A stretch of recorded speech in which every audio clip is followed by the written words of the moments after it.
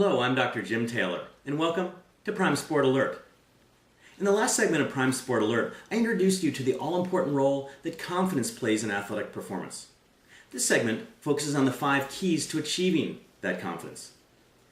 I define confidence as a deep, lasting, and resilient belief in your ability to achieve your goals.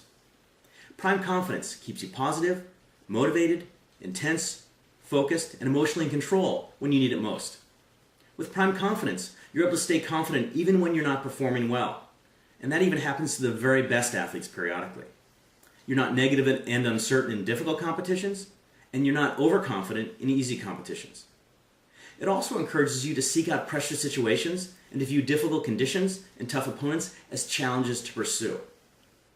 Ultimately, prime confidence enables you to perform at your highest level consistently. I've identified 5 keys to building prime confidence that will create an upward spiral of confidence and high-level performance. Each key alone can enhance your confidence, but if you use all of them together, you'll find your confidence growing stronger and more quickly. The ultimate goal of prime confidence is to develop a strong and resilient belief in your athletic ability so that you have the confidence to give your best effort, perform at your highest level, and believe you can achieve your goals in the most important competitions of your life.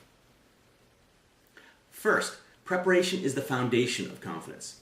This preparation includes physical, technical, tactical, equipment, and yes, mental aspects of your sport, and means putting in the necessary time and effort into every aspect of your training. If you've developed these areas as fully as you can, you'll have faith that you'll be able to use those capabilities gained through preparation to perform as well as you can in competition.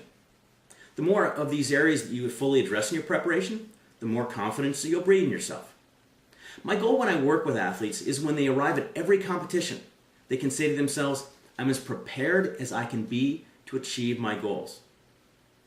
Second, when I work with athletes, I encourage them to create a mental toolbox, inside of which they place essential mental tools that will enable them to perform their best in training and competition.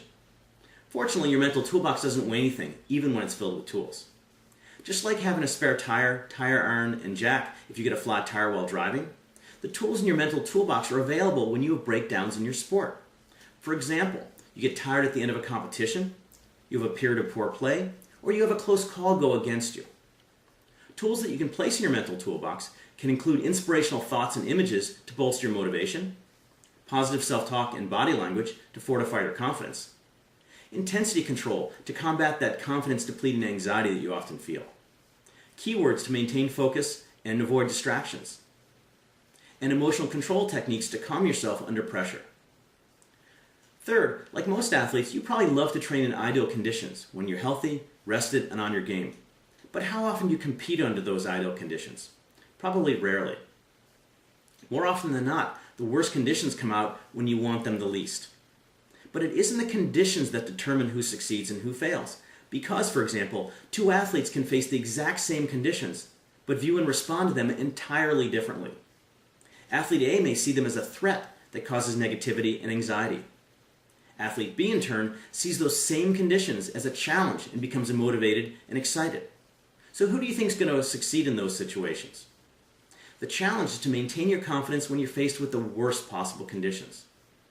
To more deeply ingrain confidence, you should expose yourself to as much adversity as possible in training.